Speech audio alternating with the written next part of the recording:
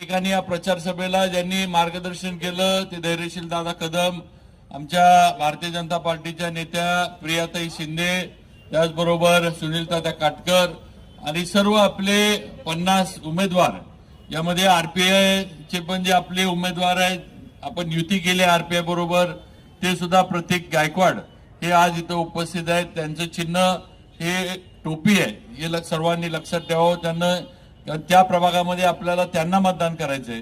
पण आज सर्व उमेदवार आहेत, आपण सर्वजण आहे. आज शेवटचा दिवस आहे, रात्र वैरायची आहे असं म्हणतात आणि त्याप्रमाणे आपल्याला सगळ्यांना आज आता जागरूक राहून उद्याचं आपलं जे मतदान आहे ते नीटनेटकं कसं करून घेता येईल हा प्रयत्न आपल्याला सर्वांना करायला लागणार आहे. सर्वांनी वॉर्डात प्रभागातलं आपलं जे नियोजन आहे, मी सांगायची गरज नाही. आपण सर्वांनी अनेक निवडणुका बघितल्यात, अनेक निवडणुका लढवल्यात.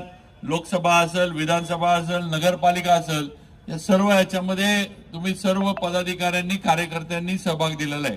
त्यामुळं निवडणुकीचं नियोजन काय असतं आणि बूथचं नियोजन काय असतं हे सगळ्यांना आपल्याला माहित आहे.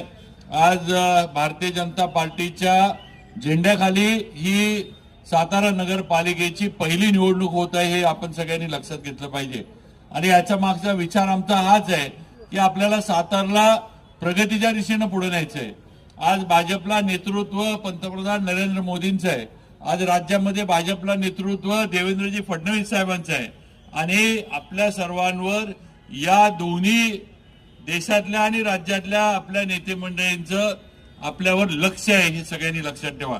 उद्याच्या काळामध्ये या सातारचा जो काही विकास साधायचा आहे, जी प्रगती साधायची आहे, जी काही या सातारची जडणघडण करायची आहे, जो काही शाश्वत आणि नियोजनबद्ध विकास आपल्या सातारा शहराचा करायचा आहे, त्याच्यासाठी तुम्हाला आम्हाला भाजप बरोबर राहणं आणि भाजपला ताकद देणं आणि भाजपच्या विचाराची नगरपालिका ही सातारकरांनी स्थापन करून दाखवली, हे तुम्हाला आम्हाला सगळ्यांना करायचंय. ही खुणगाठ इथं आलेल्या प्रत्येकानं मनाशी बांधावी.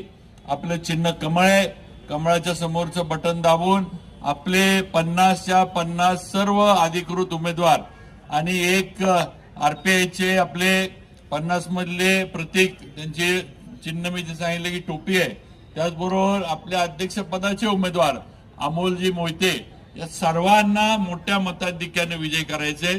शेवटी बंधू भगिनींनो लक्षात ठेवा, हा आपला सातारा आहे, हा तुमचा सातारा आहे, हा माझा सातारा आहे आणि आपण सातारकर म्हणून इथं कायम राहणार आहे आणि इथंच आपला शेवट होणार आहे.